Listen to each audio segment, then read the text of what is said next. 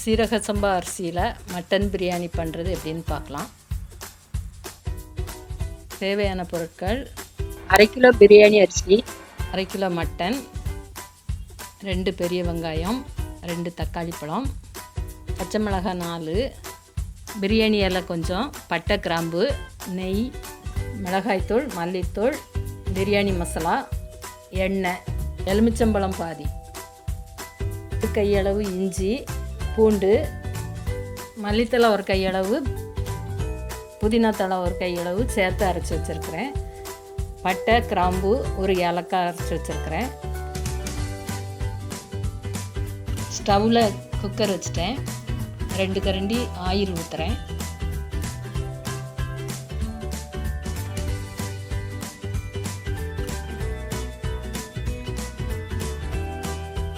ஒரு கரண்டி நெய் ஊற்றுறேன்.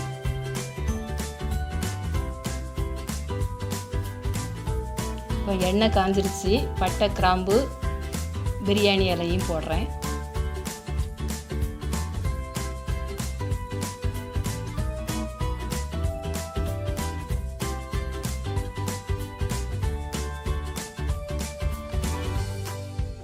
வச்ச பெரிய வெங்காயத்தை போடுறேன்.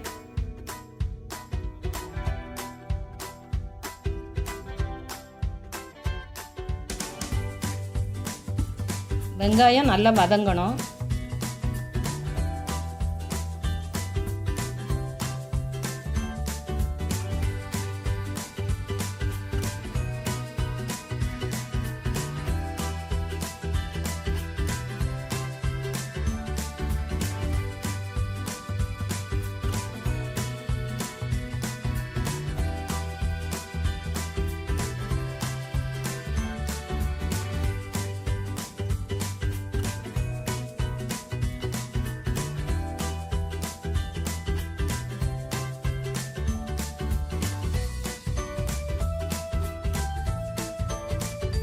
வெங்காயம் நல்லா வதங்கிருச்சு. இப்போ தக்காளி பழத்தையும் பச்சை மிளகாயும் போடுறேன்.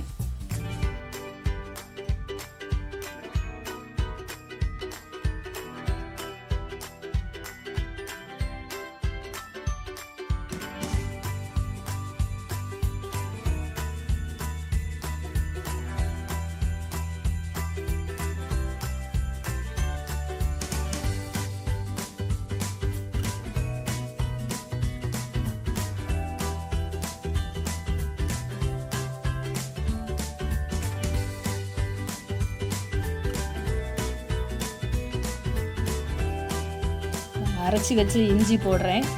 இஞ்சி வந்து ஒரு கையளவுன்னு சொன்னேன். அது வந்து ஒரு எலுமிச்சப்பழ அளவு உருண்டையாக இருக்கணும்.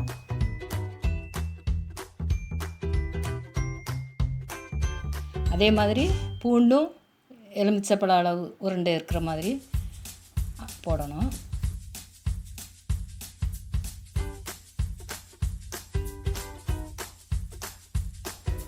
இப்போது பட்டை கிராம்பு போடுறேன்.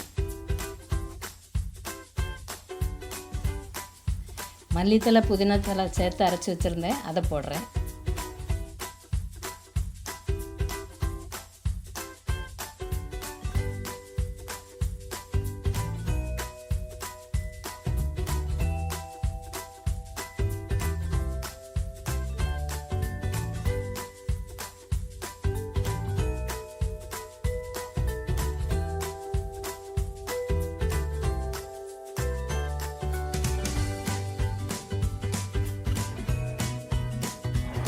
எண்ணெய் பிரிஞ்சு வர்றது வரைக்கும் வதக்கணும்.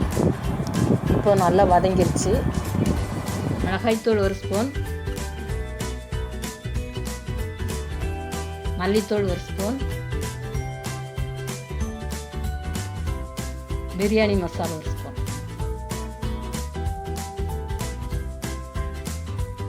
மசாலா நல்லா வதங்கிருச்சு. இனி மட்டன் சேர்க்க வேண்டியது தான். மட்டன் வந்து வேக வச்சு வச்சுருந்தேன். அதுக்கு வந்து 1/2 ஸ்பூன் மல்லித்தூள், 1/2 ஸ்பூன் மிளகாத்தூள், 1/2 ஸ்பூன் சோம்புத்தூள் போட்டிருந்தேன். தேவையான உப்பு, சிறிதளவு மஞ்சளும் சேர்த்துருந்தேன். மட்டன் மசாலாவோடு நல்லா சேர்ந்துருச்சு. இப்போ வந்து 1 கப் தேங்காய் பாலும்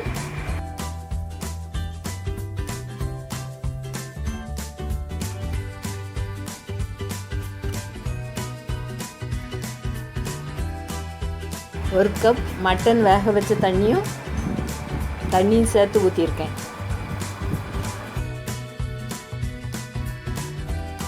1 கப் அரிசி எடுத்திருக்கேன். அரிசியை நல்லா கழுவி 1/2 மணி நேரத்துக்கு முன்னாடி ஊற வச்சுருக்கேன். தண்ணி கொதிச்சிருச்சு. இனி அரிசி போட வேண்டியதான்.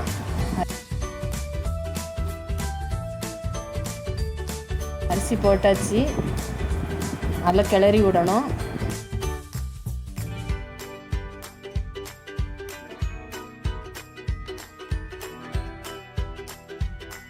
அப்புறம் தேவையான அளவு உப்பு போடுறேன்.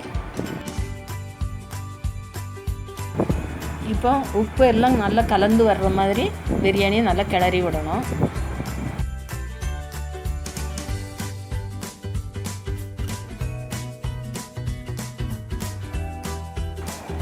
பிரியாணி இந்த பக்குவத்துக்கு வந்த உடனே பாதி லெமனை பிழிஞ்சு விட்டு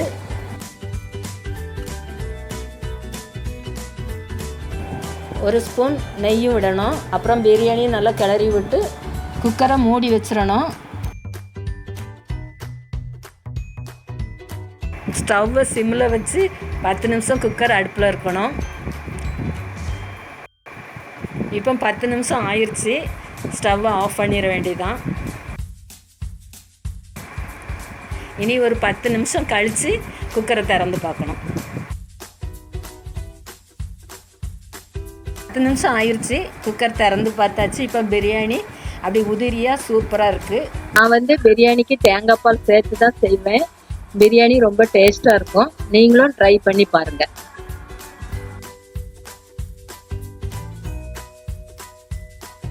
டேஸ்டியான மட்டன் பிரியாணி ரெடி.